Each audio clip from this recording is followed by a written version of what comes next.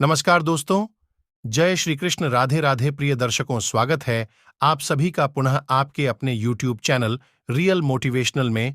दोस्तों, यह कहानी है त्रिया चरित्र की।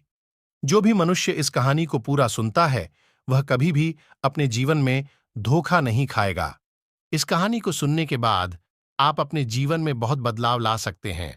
इस संसार में ऐसी औरतें भी हैं जो सुंदर और सुशील औरतों को भी बदनाम कर देती हैं। आपसे निवेदन है कि कहानी को पूरा अवश्य सुनें, क्योंकि मित्रों, यह कहानी आपको बहुत अच्छी जानकारी और सीख दे करके जाएगी।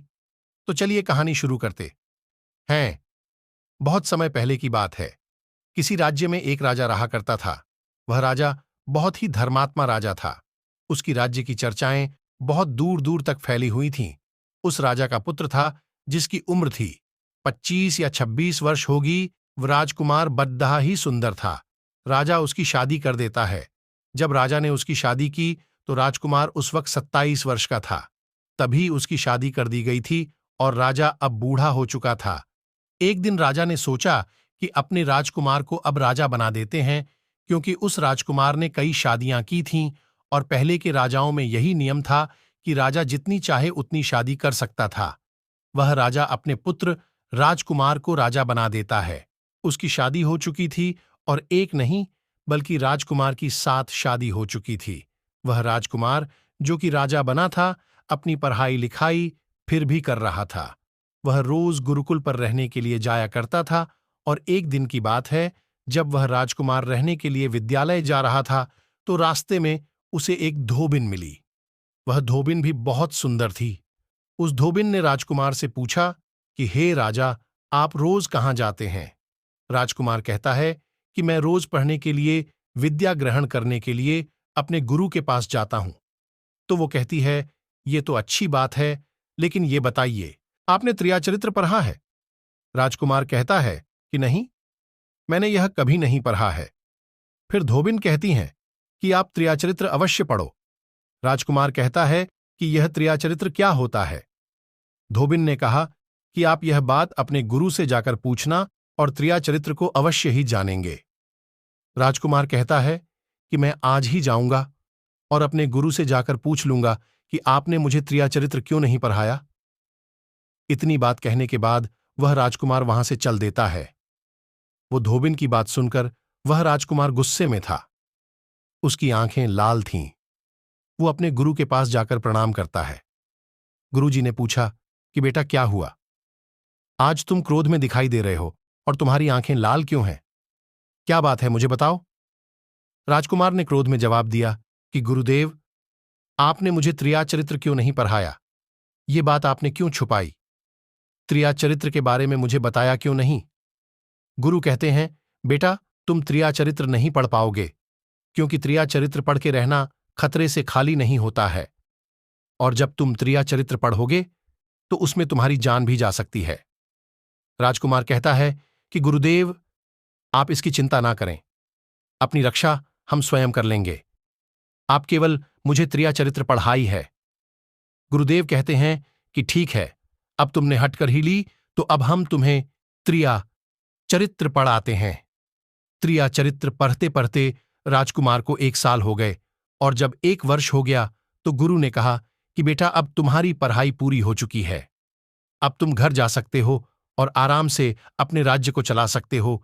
अब तुम्हें यहां आने की कोई आवश्यकता नहीं है। राजकुमार कहता है, ठीक है गुरुदेव। राजकुमार जैसे ही जाने को होता है, गुरुदेव उसे रोक लेते हैं और कहते हैं, बेटा, मैं तुम्हें एक ऐसा यंत्र देता हूं, या जब तुम इसे अपने कानों में लगाओगे तो कोई भी तुम्हें पहचान नहीं पाएगा और तुम उसे पहचान लोगे। राजकुमार वह यंत्र अपने हाथों में ले लेता है और गुरु ने कहा, तुम इस यंत्र को ले जाओ और रात के 12 बजे, आज ही के रात में, अपने महल से निकलकर के जंगल की तरफ जाना और पूर्व दिशा की ओर जाना। और जब तुम पूर्व दिशा की ओर जाओ तो ये यंत्र अपने कानों में लगा लेना और वहीं पर खड़े हो जाना। वो राजकुमार कहता है कि ठीक है, ऐसा ही करूंगा। फिर राजकुमार गुरुकुल से महल की ओर चल देता है, और जब रात के 12 बज जाते हैं और उस राजकुमार की 7 पत्नियां सो जाती हैं, तब आंधी रात के समय वह राजकुमार अपने हाथों में यंत्र लेकर महल से जंगल की तरफ चल देता है। राजा जंगल में पूर्व दिशा की ओर जाता है और वहां जाकर अपने कानों में यंत्र लगा लेता है और वहीं पर खड़ा हो जाता है। तो उसने क्या देखा कि वहीं धोबिन जो मुझे रास्ते में मिली थी, वहीं धोबिन एक थाली में खाना लेकर जंगल को जा रही है। वहां थोड़ी ही दूरी पर एक संत अपनी कुटिया में रहते थे। वह धोबिन संत के पास खाना लेकर जा रही थी। राजा ने देखा कि ये तो वही धोबिन है जिसने मुझसे कहा था कि त्रिया चरित्र की पढ़ाई की है क्या। लेकिन धोबिन उस राजा को नहीं पहचान पाई, क्योंकि राजा के कानों में यंत्र लगा हुआ था। यंत्र लगने की वजह से राजा को भी नहीं पहचान सकता था। राजा ने अपने मन में सोचा कि चलो उसके पीछे चलते हैं कि ये आधी रात को भोजन लेकर संत कुटिया की तरफ क्यों जा रही है, इसका क्या कारण है। वह राजा भी उसके पीछे पीछे छुपा हुआ चल दिया। अब वह धोबिन उस कुटिया में उस बाबा के वहां पहुंचती है। उस बाबा के पास जादू की पोटली थी और वो बाबा जादूगर था। राजा पीछे पीछे गया और वह चुप करके देख रहा था कि वह धोबिन औरत को बाबा क्या करेगा। बाबा ने धोबिन से कहा, अरे धोबिन, पहले तो मुझे ये बता कि आज आने में इतनी देर कैसे लग गई। हाथ जोड़कर धोबिन कहने लगी कि महात्मा जी, मेरा विवाह हो चुका है और मेरे पति मुझे ले जाने के लिए आए हैं। हमें लेकर कल चले जाएंगे, इसीलिए हमें उन्हें सुलाने में थोड़ी देर लग गई और यहां आने में भी देर हो गई। जब यह बात साधु ने सुनी कि इसका विवाह हो चुका है और इसका पति इसे लेने आया है, तो साधु कहता है कि धोबिन, इसका मतलब है कि तुम अपने पति के साथ जाना चाहती हो, तो हमारे पास क्यों आई हो। धोबिन कहती है कि मैं आपके बिना नहीं रह सकती हूं। तो साधु कहता है कि हे धोबिन, इसके लिए तुम्हें एक काम करना होगा।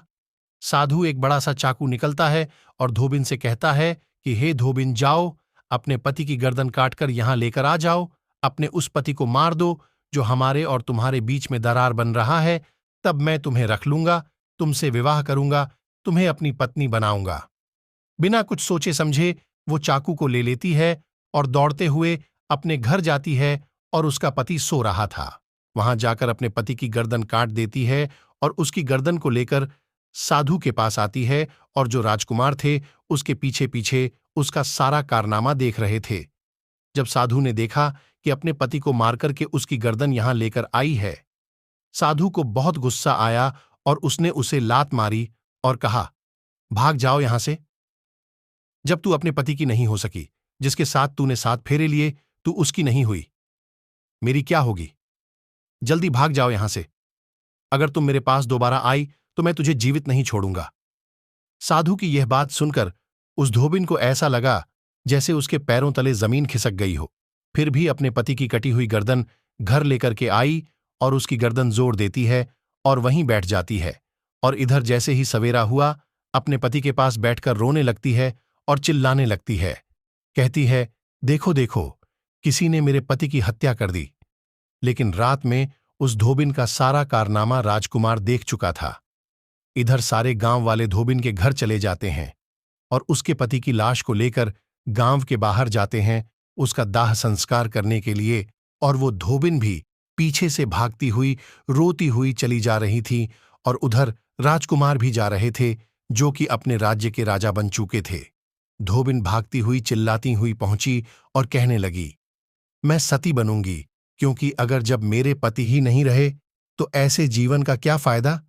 मैं इन्हीं के साथ सती हो जाऊंगी। राजा को उसकी बातें सुनकर हंसी आ जाती है और राजा कहता है, त्रिया चरित्र जाने ना कोई और मेरी के हुए सती। राजकुमार की यह बात और कोई तो नहीं समझ पाया, लेकिन वह धोबिन समझ जाती है। कहती है कि राजा साहब, आप हमारे ऊपर ये बात कह रहे हैं, लेकिन चलिए कोई बात नहीं, मैं सती हो जाऊंगी। लेकिन धोबिन जाते जाते कहती है, मैं तुम्हें एक बात बताती हूं। राजकुमार कहता है, क्या बताओ। धोबिन कहती हैं कि राजा साहब, आप जब चटाई पर बैठें तो उस चटाई को साफ करके बैठना। राजा कहता है कि यह धोबिन क्या कह रही है, मैं तो राजा हूं, मुझे चटाई पर बैठने की क्या आवश्यकता है। धोबिन कहती हैं कि नहीं, जब भी तुम्हें कोई नौबत आए चटाई पर बैठने की तो तुम चटाई को झाड़ कर बैठना। राजकुमार कहता है कि चलो ठीक है, अगर तुम कह रही हो तो मैं ऐसा ही करूंगा। और कहने के बाद वह अपने पति के साथ सती हो जाती है और राजकुमार उनका अंतिम संस्कार करवाकर अपने घर को आ जाते हैं। इसी तरीके से पूरा दिन व्यतीत हुआ और उधर जब दूसरी रात आई, अपने गुरु के कहने के अनुसार वहीं यंत्र कान में लगाया और पूर्व दिशा की ओर उसी स्थान पर जाकर खड़ा हो गया जहां पर पिछली रात खड़ा हुआ था। दूसरी रात को राजकुमार ने क्या देखा? उसकी सातों पत्नियां भोजन की थाली अपने अपने हाथों में लेकर उसी साधु की कुटिया की तरफ जा रही है। जैसे ही राजा ने अपनी सातों पत्नियों को उस साधु की कुटिया की तरफ जाते हुए देखा, राजकुमार के पैरों तले जमीन खिसक गई। वह अपने मन में सोचने लग कि ये क्या चक्कर है। तभी उनमें से एक रानी राजकुमार को देख लेती है, लेकिन रानियों ने अपने पति राजकुमार को नहीं पहचान पाई, क्योंकि राजकुमार अपने कानों में यंत्र लगाए हुए थे। वह यंत्र लगाने की वजह से राजा को कोई पहचान नहीं पाता था। उनमें से एक रानी कहती हैं कि ए लड़के, इतनी रात को यहां क्यों खड़ा है? हमारी थाली लेकर के उस कुटिया तक पहुंचा बिना कुछ सोचे समझे राजकुमार ने वह थाली अपने हाथों में ले ली और अपनी रानियों के साथ कुटिया तक जाने लगा। जब सा तो रानियां और राजकुमार उस साधु की कुटिया में पहुंचते हैं और राजकुमार कुछ भी नहीं बोल रहा था, क्योंकि राजकुमार देखना चाहता था कि हमारे प्यार में ऐसी क्या कमी है जो हमारी सा तो रानियां इस साधु के पास आती है और इस साधु के पास ऐसा क्या है जो हमारी सा तो रानी अभी यहां आ रही है। वह राजकुमार छुप करके सब जानना चाहता था। इधर जब वह सातों रानियां राजकुमार को लेकर साधु के पास पहुंची तो महात्मा राजकुमार को देखकर कहता है कि ये कौन है? तो सातों रानी कहती हैं कि महात्मा जी, या बालक हमें रास्ते में मिला, इसने हमारी सहायता की तो हम इसे अपने साथ लेकर आ गए। रानी कहती हैं कि एक काम करते हैं, इसे आज रात यहीं रहने देते हैं, कल सुबह होते ही यह चला जाएगा। वो साधु उनकी बातों को मान लेता है। वह साधु अपने एक शिष्य को बुलाता है और उससे कहता है कि आज रात के लिए इस बालक की रुकने की व्यवस्था कर दो। विशेष राजकुमार को लेकर एक कमरे में जाता है। उस कमरे में एक चटाई बिछी हुई थी। शिष्य कहता है कि देख भाई, आज तुझे चटाई पर सोना पड़ेगा। वशिष्ठ राजकुमार को इतना कहकर वहां से चला जाता है। राजकुमार उस कमरे में अकेला पड़ जाता है। अपने मन में सोचता है कि आज तो नौबत आ ही गई चटाई पर सोने की। राजा कहता है, चलिए कोई बात नहीं, आज की रात हम चटाई पर ही गुजार लेंगे। राजकुमार जैसे ही चटाई पर बैठने ही वाला था, उसे धोबिन की बात याद आ गई। वो सोचने लगा कि धोबिन ने मुझसे कहा था कि जब भी तुम्हें चटाई पर बैठने की नौबत आए, तुम चटाई को अवश्य लेना चलो। आज पहले जाडे ही लेते हैं, हो सकता है इसका कोई राज हो। जैसे ही राजा ने चटाई उठाई तो उसने क्या देखा? उसने देखा कि एक बहुत बड़ा भयानक कुआं है। जब उस कुएं को देखा तो राजा के होश उड़ गए। राजा उस कुएं के अंदर झांक कर देखता है। राजा को अंदर बहुत सारे कैदी दिखाई देते हैं, जिन्हें उस्तादों ने अंदर कैद करके रखा था। उन कैदियों में से एक आदमी ने राजकुमार को पहचान लिया। वो आदमी राजकुमार से कहता है कि राजकुमार, आप यहां कैसे आ गए? राजकुमार कहता है कि धीरे बोलो, नहीं तो सब पोल खुल जाएगी। तब सभी कैदियों ने कहा कि राजा साहब, आप यहां से भाग जाए। हम तो यहां से निकल नहीं पाए, लेकिन आप यहां से भाग जाए, नहीं तो आपका भी यही कैद हो जाएंगे, क्योंकि हम नहीं चाहते आप भी यहां फंस जाएंगे। आपको भी पकड़कर ये साधु इसी में डाल देगा। आप जितना जल्दी हो सके यहां से भाग जाए। राजा जब उस कमरे के अंदर गया था तो अपने कान में से यंत्र निकाल लिया था, और जब राजा वहां से भागा तो अपने कान में यंत्र लगाना भूल ही गया। राजा को भागते हुए उन रानियों ने और साधु ने देख लिया था। रानियों ने जब राजा को भागते हुए देखा तो रानी कहती हैं, ये तो हमारे पति हैं। महात्मा से कहती हैं कि महात्मा जी, अब तो हमारी सारी पोल खुल जाएगी। ये तो हमारे पति है और वह भागे जा रहे हैं। उन्होंने हमें यहां देख लिया है, अब हमारा क्या होगा? वह साधु कहता है कि तुम यहां क्या देख रही हो? जल्दी जाओ और अपने पति को पकड़कर लाना। तो रानियां राजकुमार को पकड़ने के लिए दौड़ी दौड़ी जाती है, लेकिन वह राजकुमार जो राजा था, इतना तेज था कि वह अपने महल जा पहुंचा और घबराई रानियों के तो होश उड़ गए। फिर वापस उसी बाबा के पास आती है और बाबा से कहती हैं कि महाराज, अब तो हमारे पति हमें जीवित नहीं छोड़ेंगे। हम जैसे ही घर जाएंगे वो हमारी जान ले लेंगे। हे महात्मा, आप हमें बचा लीजिए, इसका कोई उपाय कीजिए। तब जाकर वह साधु रानियों को एक जादुई कील देता है और कहता है कि जब तुम जाओ तो अपने पति को बहला फुसलाकर उसके माथे में ये जादुई कील गुस्सा देना, तुम्हारे पति को ढेर बना देगा और तुम साथ मिलकर उसे मार देना।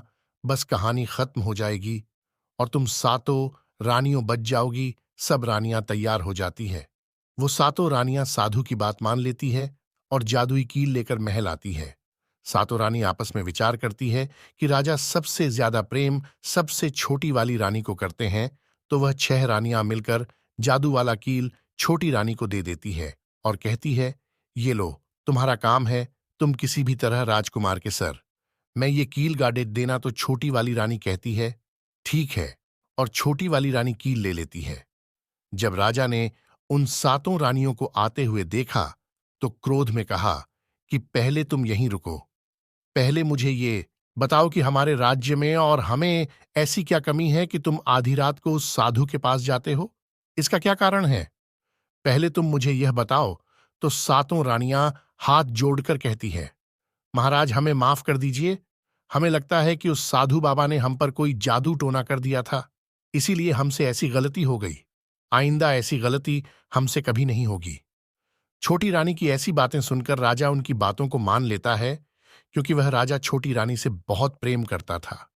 वह राजा भी सोचने लगता है कि शायद उस बाबा ने ही इन पर कोई जादू टोना किया होगा, और अपनी सातों पत्नियों को माफ कर देता है और कहता है, ठीक है, तुम अपने कमरे में चली जाओ।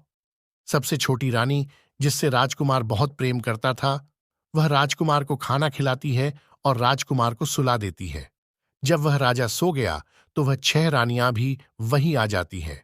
सबसे छोटी रानी जो थी, वह जादुई कील निकालती है और राजा के सर में गुस्सा देती है। छोटी रानी ने कील जैसे ही ठोकी, राजा पूरा तेजी से उठा, लेकिन इतने समय में वह ढेर बन चुका था। अब उस राजा में इतनी शक्ति नहीं थी कि उन रानियों से मुकाबला कर सके। वह सातों रानियां उस राजा को पकड़े डहने लगी। राजा फिर भी हिम्मत नहीं हारा और अपने महल की खिड़की से कूदकर राजा भागते भागते अपने गुरु के पास पहुंच गया और कहने लगा कि गुरुजी मुझे माफ कीजिए, मेरी जान बचाइए, नहीं तो मैं मारा जाऊंगा। गुरु कहते हैं कि बेटा, मैंने तुमसे कहा था कि तुम त्रियाचरित्र मत सीखो, इसमें जान भी जा सकती है। देखा इसका नतीजा। राजकुमार कहता है, गुरुदेव, मुझे माफ कर दो और जल्दी मेरी जान बचाओ, नहीं तो मैं मारा जाऊंगा। मेरी पत्नी ने मेरे सर में जादुई कील है, जिसकी वजह से मैं ढेर बन चुका हूं। गुरु ने जब ध्यान से देखा तो ये वही कील है जो साधु ने दिया है। मैं तुम्हें कहाब नहीं बचा सकता। राजकुमार कहता है, नहीं गुरुदेव, ऐसा मत कहिए। मैं आपका शिष्य हूं, आपका कर्तव्य है मेरी जान बचाए।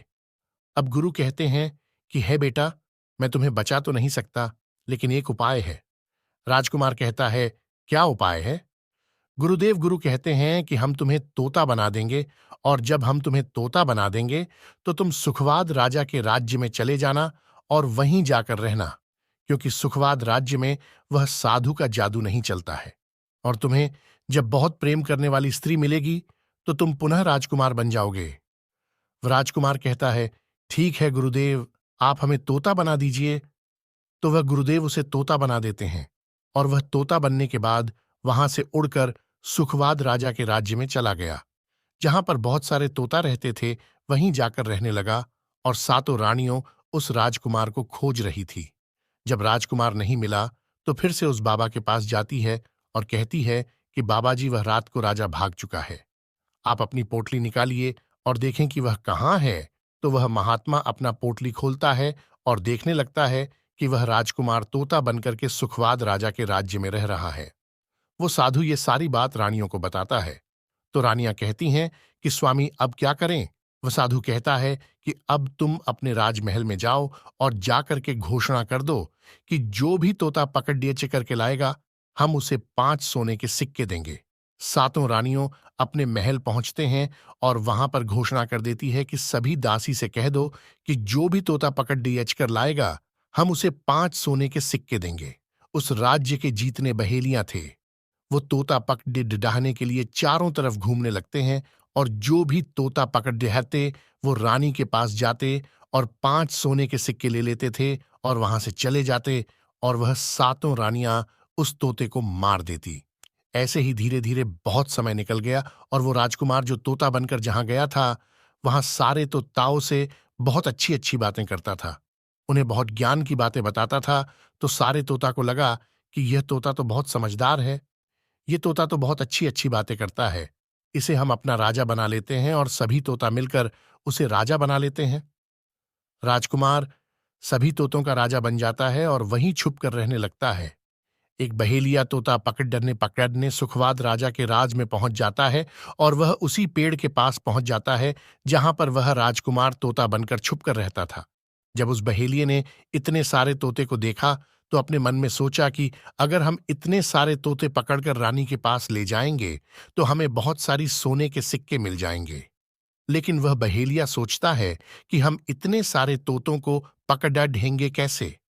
तो जैसे ही सुबह हुई उस पेड़ से कर दाना पानी के लिए बाहर चले जा, सारे तोताते हैं और उड़ीधर बहेलिया चाकू से पेड़ पर चारों तरफ कट लगा देता है, जिससे कि पेड़ से बहुत सारे गोंद निकल जाते हैं। पेड़ के चारों तरफ ही गोंद हो जाते हैं। जो लोग गोंद के बारे में नहीं जानते, मैं उन्हें बता दूं कि हर पेड़ पर एक प्राकृतिक गोंद निकलता है जिससे हम कुछ भी चिपका सकते हैं। तो दोस्तों, अब बहेलिया सोचता है कि जब भी वह सारे तोते आएंगे, इस पेड़ पर बैठेंगे, वह सभी इस पेड़ में चिपक जाएंगे और मैं आसानी से उन्हें लेकर चला जाऊंगा। बहेलिया वहीं छिप करके देखने लगा और जब शाम हुई सारे तोता वापस आए और वह तोता जैसे ही पेड़ पर बैठे सभी का पैर उस गोंद में चिपक गया, क्योंकि पूरे पेड़ में गोंद ही गोंद लगा हुआ था। अब तो सारे तोते परेशान हो गए। उनमें राजकुमार जो अभी तोता बना हुआ था वह भी चिपक गया था। सारे तोते राजकुमार से कहते हैं, क्योंकि सारे तोते राजकुमार को अपना गुरु मानते थे, कि आप कुछ भी सोचो, हम सबको बाहर निकालो, नहीं तो सुबह तक बहेलिया आएगा और हमें पकड़ कर लेकर चला जाएगा। वह राजकुमार कहता है कि तुम बिल्कुल चिंता ना करो। जब सुबह वह बहेलिया आएगा तो तुम सभी ऐसा करना कि उस बहेलिया को लगे कि सारे तोते मर चुके हैं, और जब सभी तोते को पेड़ से चुराकर नीचे फेंक दें तो सभी उड़कर भाग जाना। सभी तोता कहते हैं, ठीक है। गुरुदेव। सुबह हुई। जैसे ही बहेलिया पैर के पास पहुंचा, सभी तोता ऐसे लटके हुए थे जैसे कि वह सभी मरे हुए हैं। जब बहेलिया तोतों को देखा तो सोचा कि अरे ये क्या हो गया, ये तो सभी मर गए, अब हमें सोने के सिक्के कैसे मिलेंगे। फिर बहेलिया ने सोचा कि चलो अब इन्हें छुड्ढा देते हैं।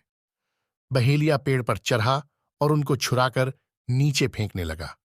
बहेलिया ने सभी तोते को चुराकर नीचे फेंक दिया, लेकिन जो राजकुमार था, जो तोता बना हुआ था, वह वहीं पर रह गया और नीचे जीतने भी तोते, जितने भी तोते थे, वो सभी उड़ियच कर भाग गए।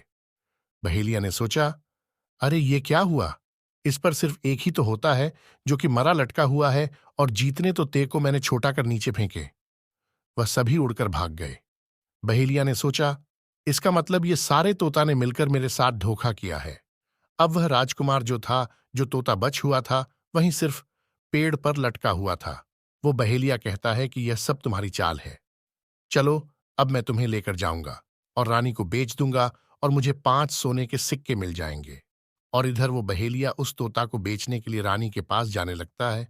रास्ते में वह तोता कहता है, जो कि राजकुमार था, वह बहेलिया से कहता है कि तुम मुझे कहाँ ले जा रहे हो। तो वह बहेलिया कहता है, मैं तुम्हें बेचने के लिए रानी के पास ले जा रहा हूं। अगर मैं तुम्हें वहां बेच दूंगा तो मुझे 5 सोने के सिक्के मिलेंगे। वह राजकुमार कहता है कि मैं अगर तुम्हें 50,000 सोने के सिक्के दिलाऊं तो क्या तुम मुझे नहीं बेचोगे। बहेलिया कहता है, तुम मुझे 50,000 सोने के सिक्के कैसे दिलाएगा। तोता कहता है कि राजा सुखवाद के यहाँ एक बहुत बड़ा मेला लगता है, तुम मुझे वही बेचो, मूल में स्वयं बताऊंगा। बहेलिया उस तोते की बात मान लेता है और रानी के पास बेचने की जगह राजा के राज्य के मेले में तोता को बेचने चला जाता है। और राजा के राज्य में यह नियम था, अगर किसी व्यक्ति का सामान शाम तक नहीं बिके तो वह राजा स्वयं आकर उसे खरीद लेता था। बहेलिया उस तोते को लेकर बाजार में पहुंचा हुआ था। जब कोई व्यक्ति उस तोते को खरीदने आता है तो वह पूछता कि यह कितने का है। तो वह बहेलिया कहता है कि तोता अपना दाम स्वयं बताएगा। तो वह तोता अपना दाम इतना बता देता कि कोई भी व्यक्ति उसे खरीद ही नहीं पाता। ऐसे ही करते करते शाम हो गई और अब सभी अपने अपने दुकान लेकर चले गए। सभी का दुकान उधर गया था, बस एक बहेलिया और एक तोता ही रह गए थे। इधर राजा ने अपने सिपाहियों को आदेश दिया कि जाओ देखकर आओ, किसी का सामान तो नहीं रह गया है। जब राजा के सिपाही आए तो उन्होंने देखा कि एक बहेलिया तोता को लेकर बैठा हुआ है। सिपाही बहेलिया से कहते हैं कि हे बहेलिया, तुम्हारा तोता क्यों नहीं बिका? तुम इसे कितने में बेच रहे हो? तो तोता कहता है कि जो इन्हें 50,000 सोने के सिक्के देगा वही मुझे खरीद पाएगा। उस तोते की बात सुनकर वह सिपाही आश्चर्य में पड़ जाते हैं और सोचते हैं, अरे ये तो अपना अमूल्य स्वयं बताता है। तब सिपाही राजा के पास जाते हैं और राजा को सारी बात बताते हैं और कहते हैं, एक बहेलिया एक तोता लेकर बैठा हुआ है, लेकिन वह तोता अपना अमूल्य स्वयं ही बताता है। वह इतना महंगा बताता है, शायद इसीलिए उसे कोई खरीद नहीं सका। राजा सिपाहियों से पूछता है कि वह अपना मूल कितना बता रहा है, तो सिपाही कहते हैं, अपना मूल्य 50,000 सोने के सिक्के बता रहा है। चलिए, हम खरीदेंगे। अगर नहीं खरीदेंगे तो आपने राज्य की बदनामी होगी कि राजा के बाजार में एक तोता नहीं बिका। और इसीलिए राजा अपने मंत्रियों के साथ अपने रथ पर सवार होकर बाजार में पहुंचता है। कहता है, इसका क्या मूल्य है? बहेलिया हाथ जोड़कर कहता है कि राजा साहब अपना अमूल्य तोता स्वयं बताएगा। वह राजा फिर तोते से पूछा तो तोता कहता है, राजा साहब, जो इन्हें 50,000 सोने के सिक्के देगा वही मुझे खरीद पाएगा। अपने सिपाहियों से 50,000 सोने के सिक्के मंगवाता है और बहेलिया को पकड़ा देता है और तोता को लेकर अपने महल चला जाता है। वह तोता बहुत ही बुद्धिमान था, क्योंकि वह राजा था। वह तोता राजा को बहुत अच्छी अच्छी बातें बताने लगा। जब राजा पर कोई खतरा आने वाला होता तभी वह तोता बता देता कि राजा साहब, आप पर यह खतरा आने वाला है। और इसी तरह सब उस तोते से बहुत अधिक प्रेम करने लगते हैं। जब यह बात रानियों को पता चला कि राजा ऐसा तोता लेकर आए हैं जो कि बोलता भी है और बहुत अच्छी अच्छी बातें बताता है, तो रानियां राजा से कहती हैं, उस तोता को मेरे पास भिजवा दीजिए। हम भी उस तोता को देखना चाहते हैं। हम उस तोता से बातें करना चाहते हैं। राजा अपने मंत्रियों से कहकर वह तोता रानियों के पास भिजवा देता है। रानी उस तोते से बातें करके बहुत खुश हो जाती है। वो रानी भी तोते से बहुत प्रेम करने लगती है और कहती हैं कि वाह रे तोता, इसीलिए तुझे राजा साहेब ने 50,000 सोने के सिक्के देकर खरीदा है। राजा की एक पुत्री थी जो कि बड़ड्डी सुंदर थी। रानी अपनी पुत्री से कहती हैं कि आज से तुम ही इस तोते का ध्यान रखोगे और कल तुम इसे अच्छे से धोकर नहला देना। वो राजकुमारी भी उस तोते से बहुत प्रेम करती है। जैसे ही सुबह हुआ, राजकुमारी उस तोते को लेकर नहलाने जाती है। राजकुमारी उसे नहला रही थी तो उसने देखा कि तोता के सिर पर कील सा कुछ लगा हुआ है। राजकुमारी उसको निकाल देती हैं। राजकुमारी जैसी ही कील को निकालती है, वह तोता पहले वाला सुंदर सा राजकुमार बन जाता है। उसे देखकर राजकुमारी घबरा जाती है। राजकुमार कहता है कि तुम घबराओ नहीं, ये कील वापस से मेरे सर में लगा दो और इसके बारे में मैं तुम्हें रात्रि में बताऊंगा। तुरंत ही वह राजकुमारी वकील राजकुमार के सर में लगा देती है और वह वापस से तोता बन जाता है। रात को राजकुमारी तोते को लेकर अपने कमरे में जाती है और उसके सर से कील निकाल देती है और वह तोता फिर से राजकुमार बन जाता है। राजकुमार अपनी सारी दास्तां उस राजकुमारी को बताता है और कहता है, माफ करना, यह दास्तां तुम किसी को बताना नहीं, नहीं तो मेरी जान चली जाएगी। राजकुमारी इसके बारे में अपने माता और पिता को भी नहीं बताती है। दिन भर वह तोता रहता है और रात को राजकुमारी उस तोते को अपने कमरे में ले जाती और उसके माथे से कील निकाल देती और वह राजकुमार बन जाता और रात में वह दोनों साथ में ही रहते। और ऐसे ही धीरे धीरे समय निकलता गया। राजकुमारी को राजकुमार से प्रेम हो जाता है। इधर क्या हुआ, जो राजकुमार की पत्नियां थीं वह बहुत सारे तोते मरवा देती है, लेकिन जो राजकुमार तोता बना हुआ था वह उन्हें नहीं मिलता है और वे उसी साधु के पास जाती है और कहती हैं कि महात्मा, हमारे पति तो अभी तक हमें नहीं मिले, हम अब क्या करें, उन्हें कैसे मारे। वो साधु फिर से अपनी पोटली खोलता है और देखता है कि वह राजकुमार अभी तक तोता बन के राजा के घर में रह रहा है। वह साधु रानियों से कहता है कि तुम एक काम करो कि तुम नृत्य कला सीखो। हम सभी मिलकर उस राजा के घर नृत्य कला करने जाएंगे और जब राजा हम पर प्रसन्न हो जाएगा और हमें कुछ मांगने को कहेगा तो हम उस तोते को ही मांग लेंगे और फिर आसानी से उसे मार देंगे। धीरे धीरे समय बीता। साधु तबला बजाता और सातों रानी पूरी तरह से नृत्य कला सीख चुकी थी। अब साधु को लगा कि हम सफलता प्राप्त कर सकते हैं और उस तोते को उस राजा से मांग सकते हैं। साधु का भेष बदलकर कि उन सातों रानियों को नृत्य कला वाली स्त्री बनाकर के राजा के दरबार में पहुंच गया। राजा उस साधु से पूछता है कि आप लोग कौन हैं, यहां क्यों आए? तब साधु कहता है कि हम सब नृत्य कला वाले हैं, आपके महल में हम नृत्य कला दिखाना चाहते हैं। राजा को भी गाने और बजाने का बहुत शौक था। वह मान जाते हैं। उधर वह साधु अपना गाना बजाना चालू करता है। जब उनकी गाने बजाने की आवाज तोता के कानों में पहुंची तो तोता समझ गया कि वह साधु हमारी सातों रानियों को लेकर भेष बदलकर यहां पर आ गया है। अब हमारी जान नहीं बचेगी। लेकिन जब राजकुमारी उस तोते को लेकर अपने कमरे में जाती है, उस तोते के सर से कील निकालती है और वह तोता राजकुमार बन जाता है। और वह राजकुमार सारी बातें उस राजकुमारी को बताता है। कहता है कि देखो, जो ये गाने बजाने वाले आए हैं, ये वही साधु हैं। ये गाने बजाने से राजा को खुश कर देगा और बदले में मुझे मांग लेगा और ले जाकर मुझे मार देगा। वह राजकुमार कहता है कि सुनो राजकुमारी, जब राजा आदेश दें कि ठीक है और वहां गाना बजाना हुआ तो राजा प्रसन्न होकर उन्हें कहते हैं कि मांगो, क्या मांगना चाहते हो? वह साधु कहता है कि जो आपके पास तोता है, जो आप कुछ दिनों पहले ही खरीदे हैं, वह तोता आप मुझे दे दो। राजा कहता है ठीक है। राजा अपने मंत्री को आदेश देता है कि जाओ, उस तोते को लेकर आओ। मंत्री राजकुमारी के पास पहुंचता है और कहता है कि ये तोता मुझे दे दो। राजकुमारी कहती है नहीं दूंगी। मंत्री कहता है कि देखिए, आप जिद मत कीजिए।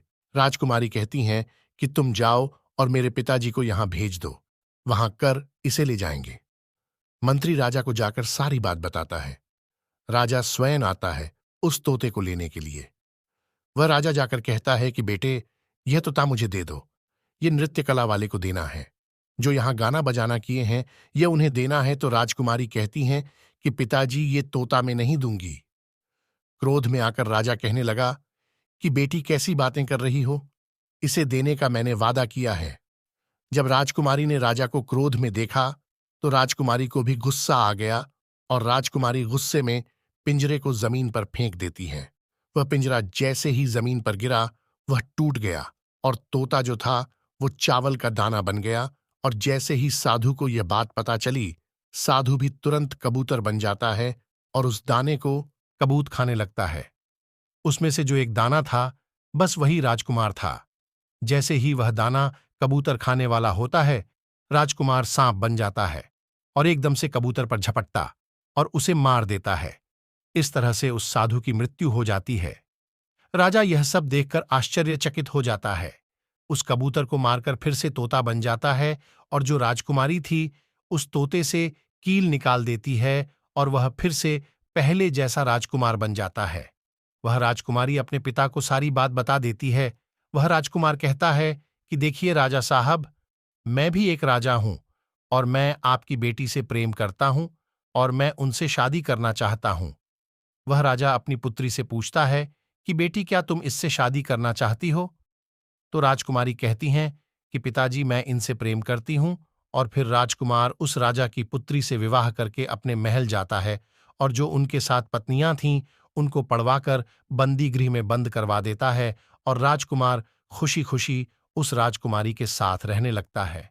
दोस्तों, जब कोई स्त्री कभी कभी किसी परिस्थिति में चतुराई या चालाकी दिखाती है या दूसरों को बेवकूफ मानते हुए कोई अभिनय ढोंग या पाखंड करती है, तो इसे ही त्रिया चरित्र कहते हैं, जिसे पढ़ने के बाद राजा को अपनी जान बचाने के लिए क्या क्या नहीं करना पड़ा, क्योंकि राजा को स्त्री के त्रिया चरित्र की पूरी जानकारी हो चुकी थी कि कैसे जब एक स्त्री को अपना स्वार्थ दिखने लगता है तो वह अपने लोगों को भी बेवकूफ बनाकर अपना स्वार्थ को पूरा करती है और उसके साथ रहने वाले लोगों को इसके बारे में भनक तक नहीं लगता कि यह स्त्री त्रिया चरित्र की खेल कर रही है।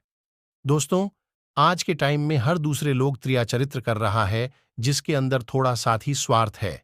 इसलिए दोस्तों, जो आपके दिल के करीब है उसके बारे में आप पूरी जानकारी रखिए कि उसके अंदर खुद को लेकर कोई स्वार्थ तो नहीं छुपा है, और अगर ऐसा है तो आप उनसे थोड़ा दूर ही रहिए, क्योंकि ऐसे में आपको जिंदगी के हर एक कदम पर धोखा ही मिलेगा, क्योंकि एक स्वार्थी स्त्रियां अपनी स्वार्थ के लिए जिंदगी में कुछ भी कर सकती हैं।